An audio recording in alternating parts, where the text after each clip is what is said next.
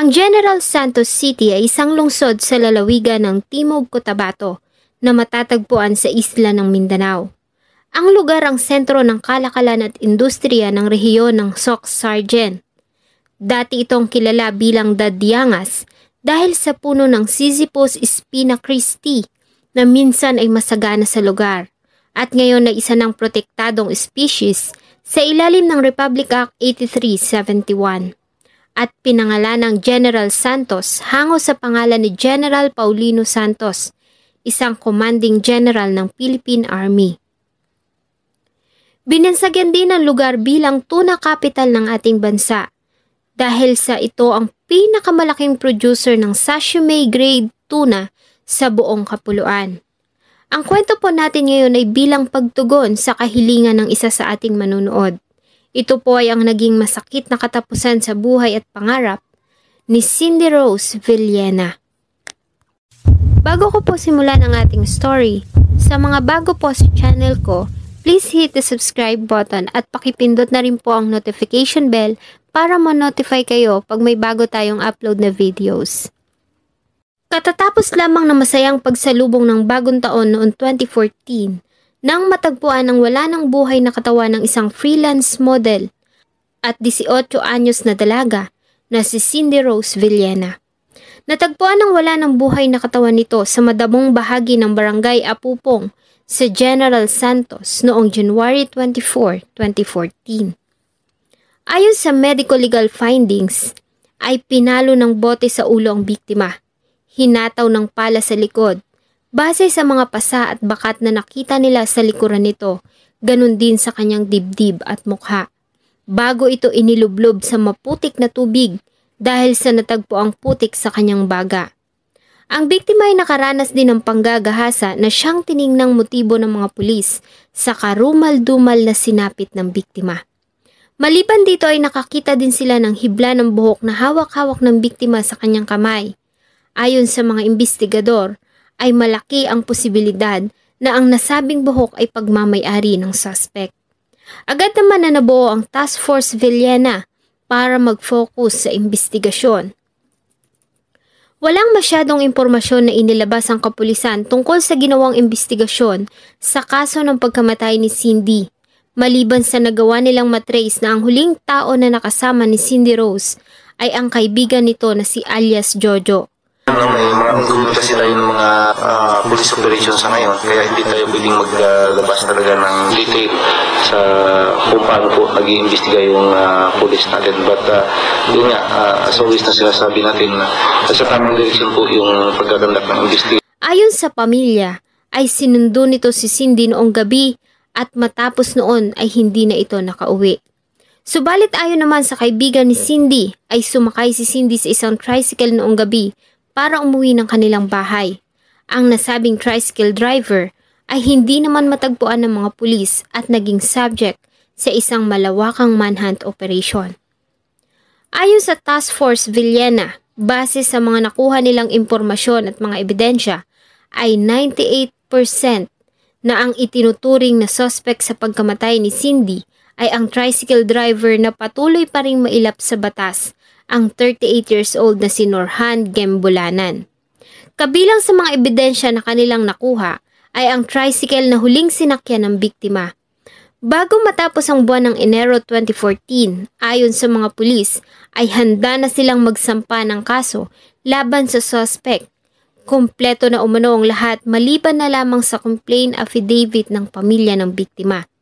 Ilang beses nilang pinuntahan ng pamilya at pinakiusapan na magpasa ng complaint affidavit. Pinakiusapan na yun ang gawin nila, pumunta lang dito sa Juan, kunin yung death certificate, tapos dalhin dito sa ating opisina. At nang makunan sila ng kunting salaysay as complainant, and then yung mga witness naman natin, complete. Ngunit ayon sa pamilya, ay tila nakukulangan sila sa investigasyon ng mga pulis. Ayon sa kanila ay gusto nilang makasiguro na ang tao na kanilang sasampahan ng kaso ay siyang tunay na may sala. Kabahan ako na baka po yung ibang tao na wala naman po kasalanan, baka yun sila po ang maparusahan. At saka yung may kasalanan po talaga sir, hindi mahuli at gagawa pa rin ng krimen. So, kawawa ang batang mabiktima at saka ang parents na mawala ng anak po. Ang sakit-sakit kasi ramdam ko po yun. Naniniwala din ang pamilya na dapat na imbestigahan pa ang kaibigan ni Cindy na sumundo dito noong gabi ng Huwebes, January 23, sa kanilang bahay at ang huling tao na nakita nilang kasama ng anak bago ito umalis sa kanilang bahay.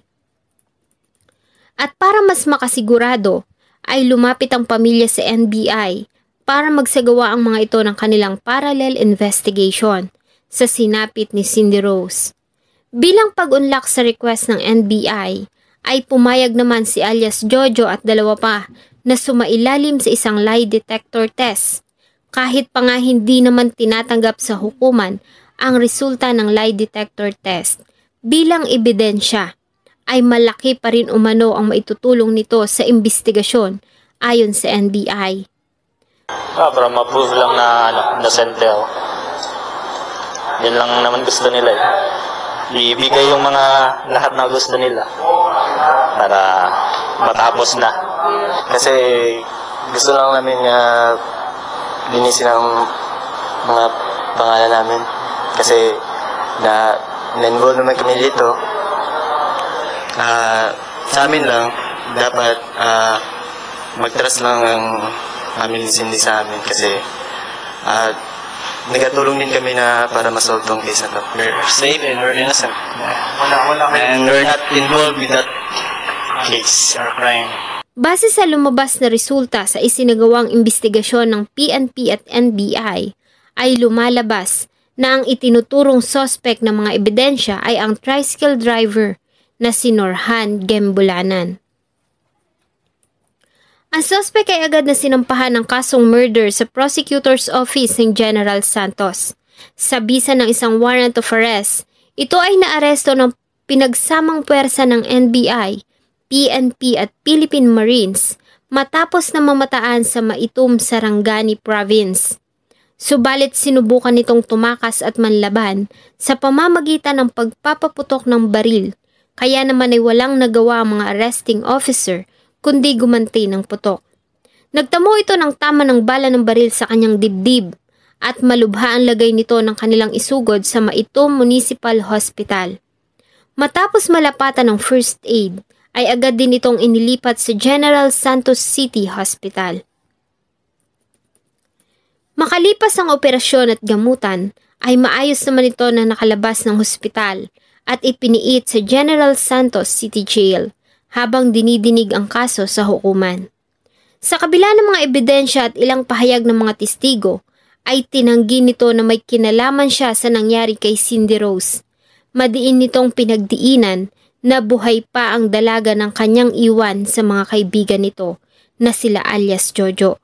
At nang tanungin kung bakit siya umalis at nagtago, ay sinabi niya na dahil natatakot siya sa mga pulis at para na rin sa sariling buhay. Tinuligsa naman ang pamunuan ng Notre Dame ang pagkamatay ng kanilang estudyante. Dito kasi nag-aaral si Cindy Rose na noon ay nasa 3 taon niya na sa kursong mass communication. Pangarap ni Cindy Rose ang maging isang magaling na broadcast journalist.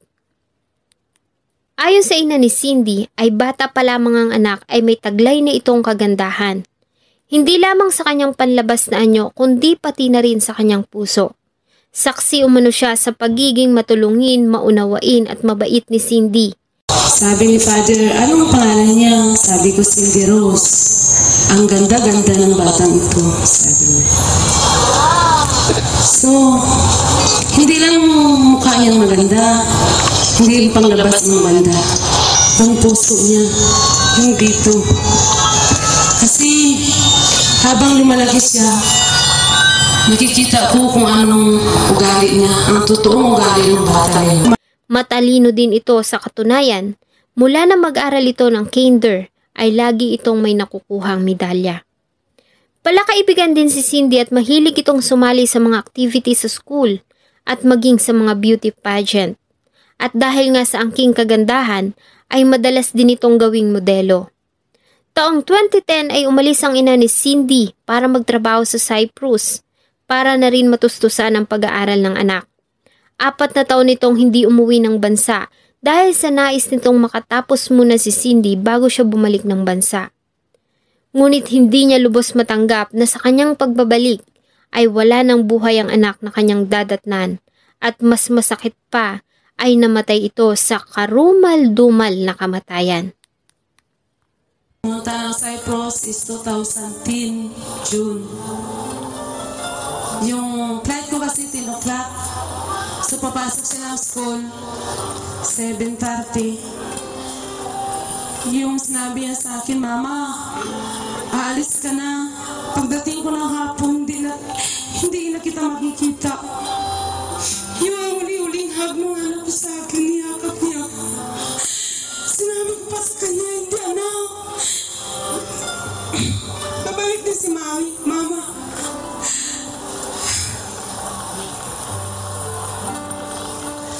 Akala ko after 2 years makabalik ako eh. Kaya lang, nasama sila na 4th year, college, at saka si Cindy first sa college, kaya nagipit ako sa Kira. Parang baliwala na yun sa akin. Nag-hug siya. Hinag ko rin na parang pasimple lang. Hindi ko naman yun nakalain na yun na pala ang huling hug ng anak ko sa akin. Nung sa Cyprus ako,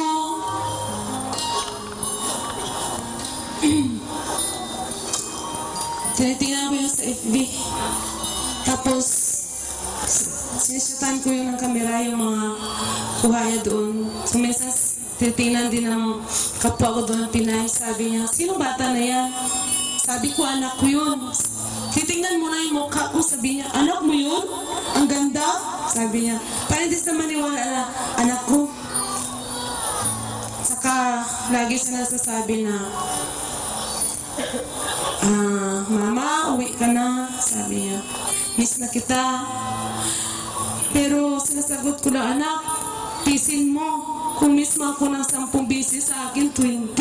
Shoutout po sa Riderman Motovlog TV, kay Mami Monique Barkman, Ma'am Freda Domingo sa Singapore, Ma'am Malia Empowered sa Hong Kong, Ma'am Amira Hondos sa Bahrain, Ma'am Erlinda Estremo sa Siargao, Ma'am Jelly Belen sa Cyprus, Vince Aguilar, ang nurse supervisor sa Makati Medical Center. Hello po sa inyong lahat sa Makati Med. Maria Socorro Media sa Italy, Ma'am Clara Rolauer sa Germany, Ma'am Rosemary Biagtan, Ma'am Josephine Baker Seneca na aking pong kababayan, at sa inyo pong lahat na walang sawang sumusubaybay sa atin pong mga videos. Maraming salamat po. Huwag niyo pong kalimutang mag-iwan ng inyong saloobin at suggestion sa atin pong comment section. Thank you so much po and see you in my next video.